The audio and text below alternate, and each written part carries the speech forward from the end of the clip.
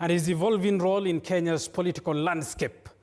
Now, since his removal from office in October 2024, Gashagua has repositioned himself as one of the most vocal critics of the government. Through sharp public statements, grassroots mobilizations, and alliances with like-minded leaders, he has steadily fashioned himself into a central opposition figure. In this feature, we examine how Gashagua has sought to keep the government in check, the issues he has raised consistently, and what political analysts say about his influence, strategy, and 2027 prospects.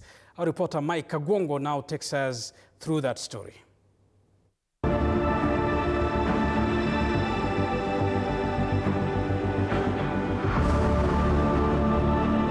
When Rigathi Gachagua exited office in October 2024, many expected his political influence to diminish. Instead, the opposite appears to have happened.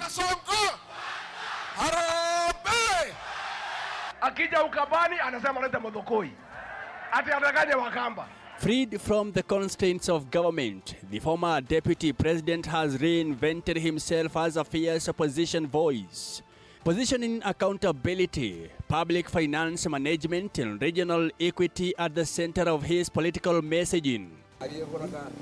From press briefings, mismanagement of public resources, to public rallies, and through his newly formed Democracy for Citizens Party DStv, Gashagua has framed himself as a watchdog of the state, determined to question policy choices and expose what he terms excesses within government. A big one, for that matter. A big bully. And he's going to bully William. He is going to bully the president. He's already started bullying him. He's continued to bully him. Rigathi Gachagua, I don't know. You know, we are all different the way we are created by God. And what you see is who he is. Never one day imagine that there's this Gashagua on TV and there's another Gashagua back in Madeira, or maybe even in his office. I've never worked in his office, so I don't know. The eyes, 281. Gashagua's political journey took a dramatic turn after his ouster.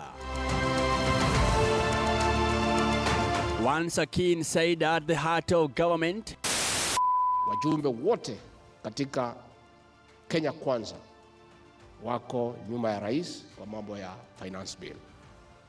Ile mtu napinga ni ile mzee ya kitendawili.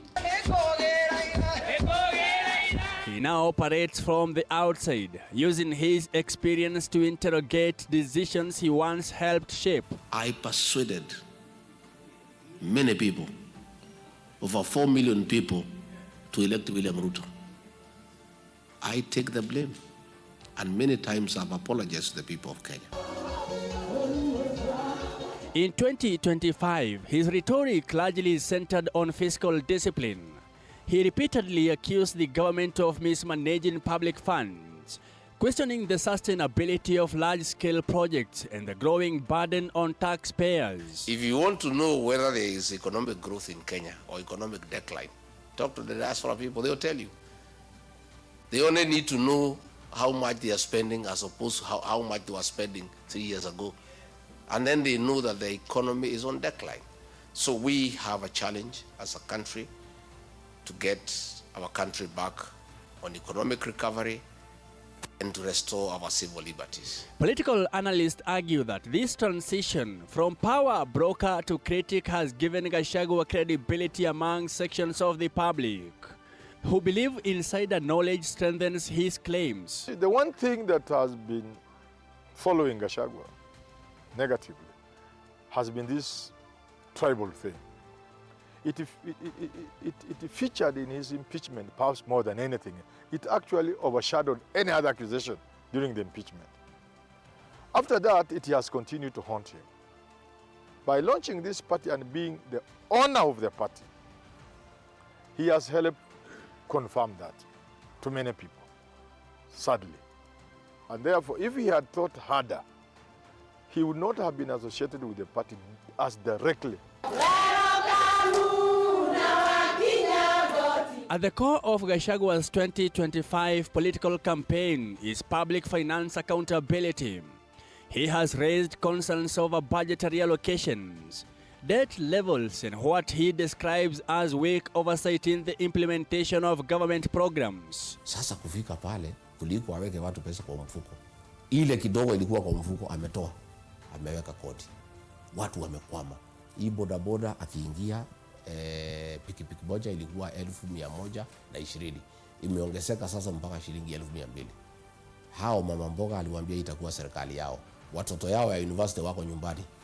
Wakiwa wagonjwa hawezi pata matibabu kwa sababu isha haifanye kazi. Kwa hivyo mimi naomba msamaha kwa Wakenya kwa sababu mimi sikuwa namjua huyu vizuri. Subukia mnasemaje?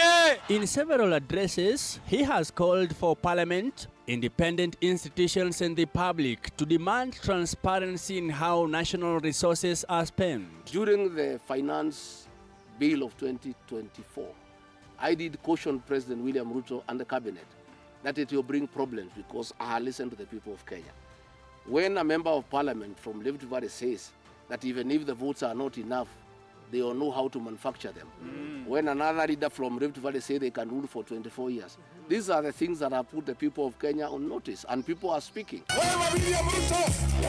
These concerns resonate at a time when many Kenyans are grappling with the high cost of living and increased taxation. They started by the assumption that you can reform the economy, grow the economy, and expand the national cake through taxation, which was really fallacious.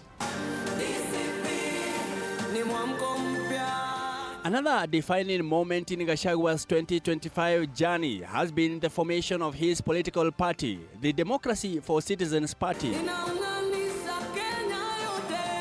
You see, this party is going to consolidate the Mount Kenya vote. Specifically, if you are not with this Gashagua DCP party and you want an elective seat, MCA, governor, senator, whatever you call it, MP, if you are not with DCP in Mount Kenya, you are wasting your time. Because of the anger on the mountain, the anger among the people of Mount Kenya. Through DCP, he has sought to institutionalize his opposition politics, offering a platform for leaders dissatisfied with existing party structures. The party has attracted figures from different regions, signaling an attempt to build a broader national outlook. Sasa tungependa kutangazia the Kakamega County Assembly that the leader of minority ni huyu wetu wa DCP. Sababu nyinyi mko serikali, sisi tuko opposition. Congratulations Aduda for being the leader of minority katika County Assembly. I kept saying that Mount Kenya region, we have so many parties. I do not even know why we are giving all this attention to one party. We have Jubilee, we have PLP, we have Safina, we have CCK, we have DP, we have all these parties. We even have PNU. It is coming up as a national party because we cannot call it any longer Mount Kenya Party. This is a national party which will accommodate every community across board, and therefore we are expecting that this party will be, if not number one, because I don't think that ODM is an issue. It is or it will be automatically beaten.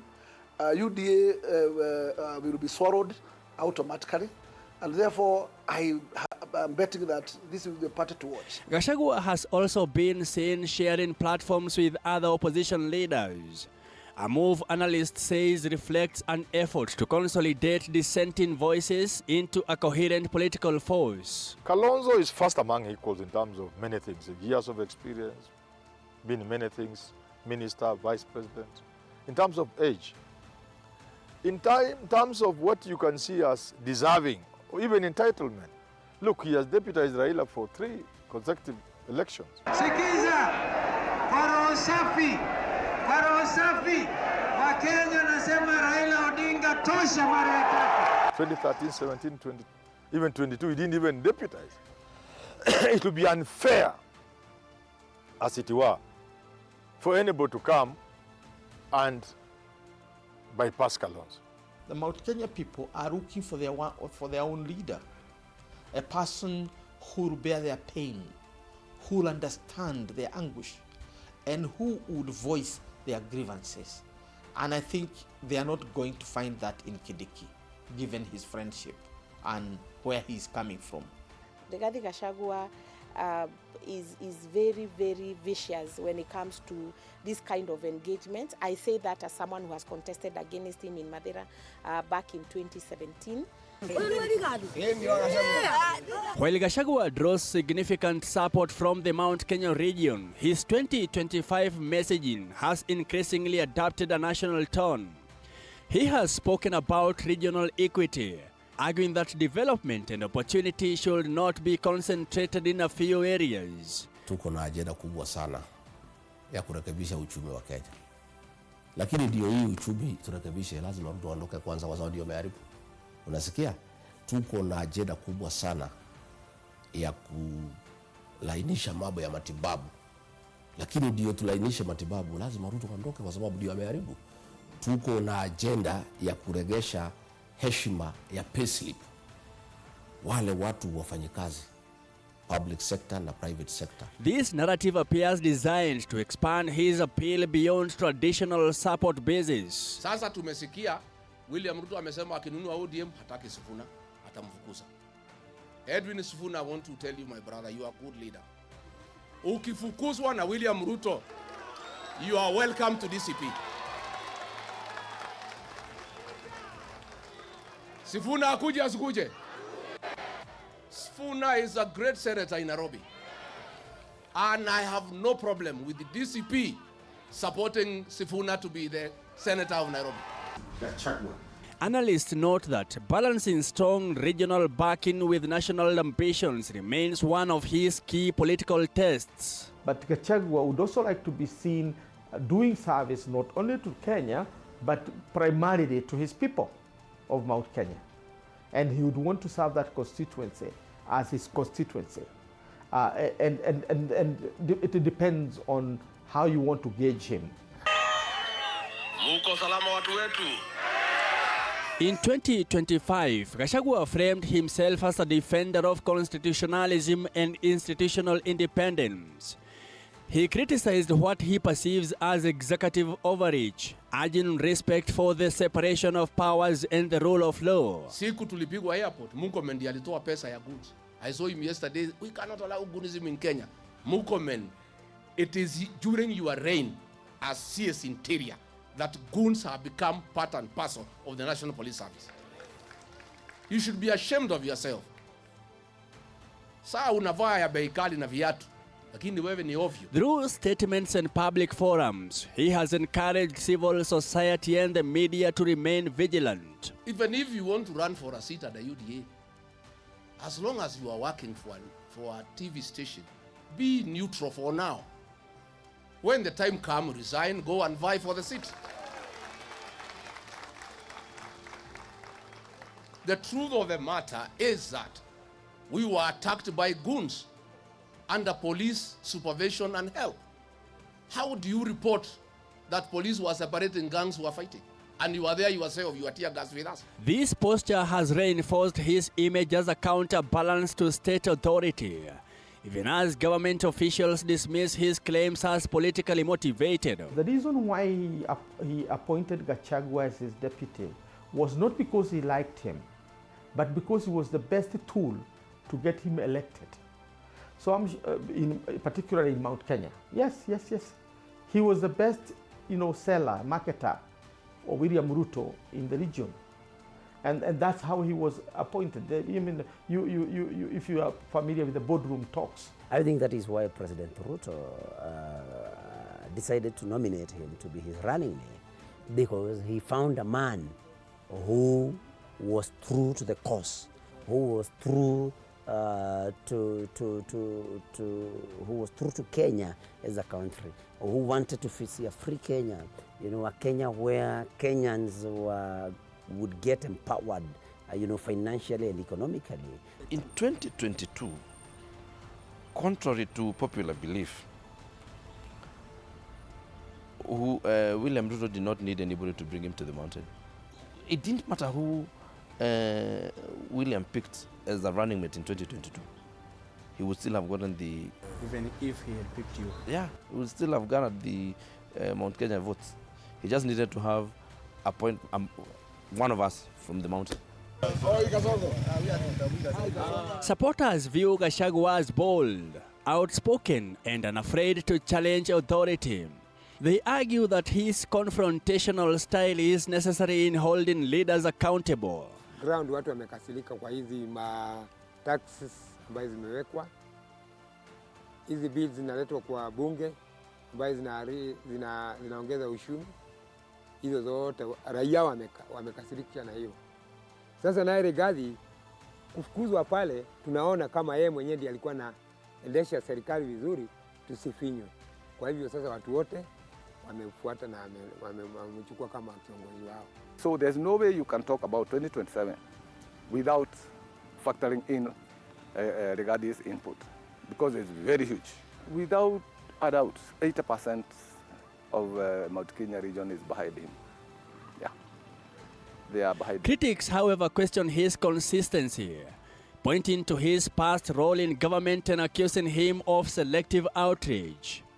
Yet, even critics agree in 2025, his voice shaped national debate, but politics on the ground tell a more complex story. Gashagua is a very good emotional mobilizer, mobilizing people against somebody or against something. And you know that is very powerful politics. You know, most people vote, at times people don't vote for development, they vote against somebody or something. Because now Gashagua studied in Mount Kenya, you won't mention that the current administration has improved the price of coffee. You won't mention tea. You won't mention milk. You won't mention the road being done. And you just say, we have said one term. We have said he must go. Fire sing fire.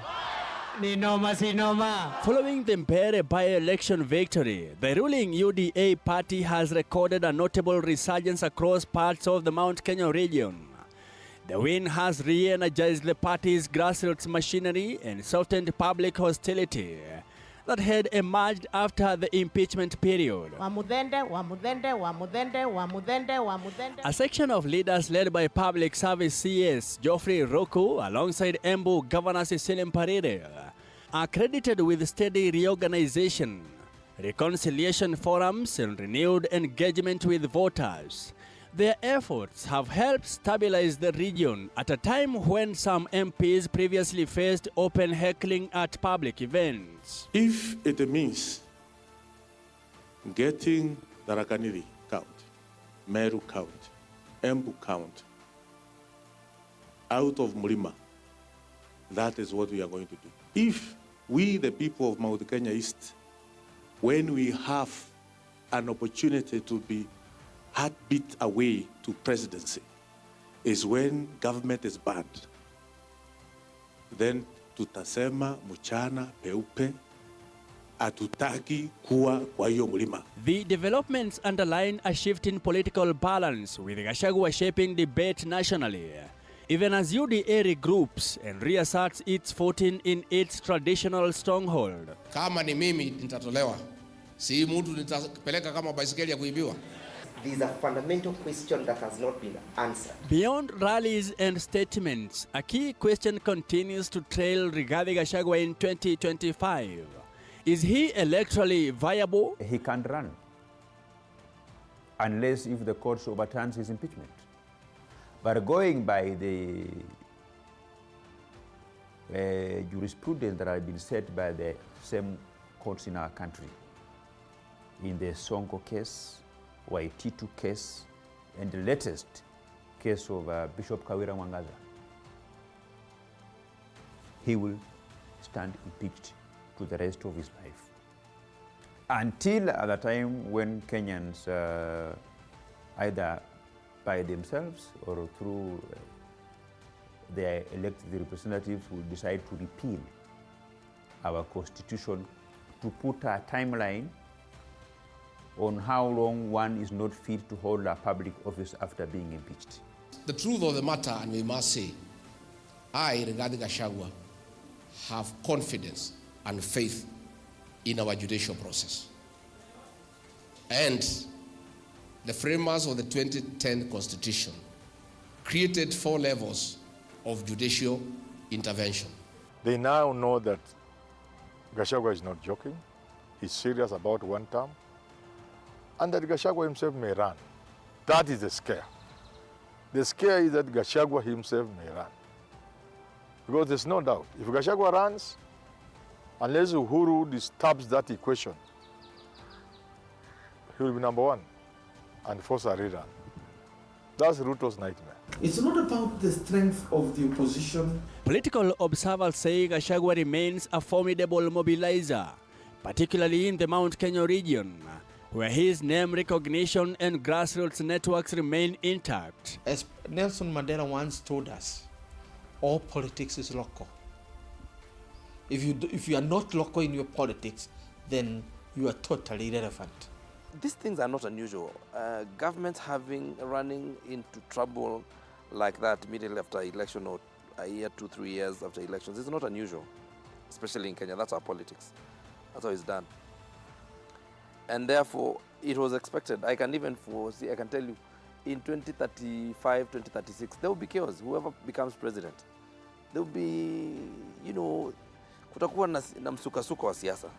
Muendelee na kazi mpaka Kasongo aende nyumbani. His ability to command crowds and shape conversations suggests he could still contest for an elective seat. Si Kalonzo wako hapo, si Eugene wako hapo, si Martha Karua wako hapo, si Matiang'i yako hapo. Sisi tutaketi. Si mimi niko? Si niko? Si munanijua? Si mtu ananielewa vizuri? Sisi hatuwezi kosana. Sisi tutaketi tutoe mtu mo. What he can do to correct the mess is to help reinstate the narrative that was driving opposition politics, that this time the Mount Kenya people don't want to be president. They want to support somebody else. They are not in this race. They will support somebody. That narrative has been destroyed, one, by his open statement that he's in the race. That we shall agree among them. If it is me, if it is Matthias, that means he's in the race. That has destroyed that very powerful narrative that the Mount Kenya people are out to ensure Ruto goes out. Them, they are not interested. Analysts point to 3 possible pathways: a return to parliament, a bid for governor, or a long-term strategy aimed at national leadership, either as a principal opposition figure or coalition anchor. He is not relying on himself only, that he has leaders that he has identified and that he is mentoring and sharpening. And others will still, new ones will also come. And so this is a leader who is interested in even perpetuity, even tomorrow. He realizes that he will not be there forever. And therefore, he has identified as a strategy, mentoring younger leaders to take over from him. However, viability will depend on timing, alliances, and public perception beyond his traditional base. Central to Gashagua's political future is the shadow of his impeachment. The courts have since acknowledged impeachment as a constitutional process, underscoring Parliament's authority while also emphasizing the need for due process and procedural fairness. The respondents are very keen to have these matters heard and determined. While the rulings did not reverse his removal, they clarified the legal thresholds surrounding impeachment, reinforcing judicial oversight over parliamentary action. Legal analyst says the outcome leaves Gashagua politically bruised, but not bad. There is no legal prohibition stopping him from seeking elective office. The impeachment, however, remains a political burden, one that opponents are likely to weaponize on the campaign trail. In 2025, Rigathi Gachagua appeared to be playing a long game. We shall officially launch. Through the Democracy for Citizens Party, he built structures. As the party leader of the Democracy for the Citizens Party, I commit that I will listen to the people of the Republic of Kenya and live to their aspirations. He's an iconic. Through alliances, he tested numbers. I'd like just to inform him that we are not his opponents. His opponents are the people of Kenya. And the people of Kenya have gone nowhere. We are just doing what the people of Kenya want. And through sustained criticisms of government, he has kept himself politically relevant. We have sufficient laws in Kenya. What is lacking is a goodwill for enforcement, and we are suffering as a country. It has changed the dialogue of Mount Kenya from rhetoric to development, because we wasted 2 years in Mount Kenya where we didn't sit down even a single day and discuss a load, and discuss a market, and discuss electricity. So positively, now, not only Mount Kenya, leaders now again have an office. Whether he desires an electoral bid or positions himself as a kingmaker may depend on how national politics evolve, and whether opposition forces can coalesce around a single vision.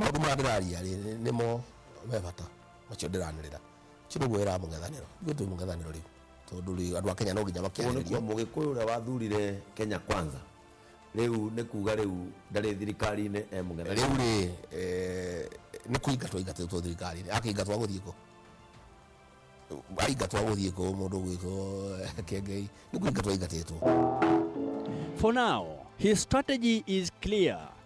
Stay stable, stay vocal, and remain central to Kenya's political conversation. Mike Kagwango, TV 47, Nairobi. Well, thank you, Mike Kagwango, for that detailed analysis of what to expect as far as the political future of the former and impeached Deputy President Rigathi Gachagua is concerned. Some of your views trickling in. Ruben Musau says TV 47 News coverage detailed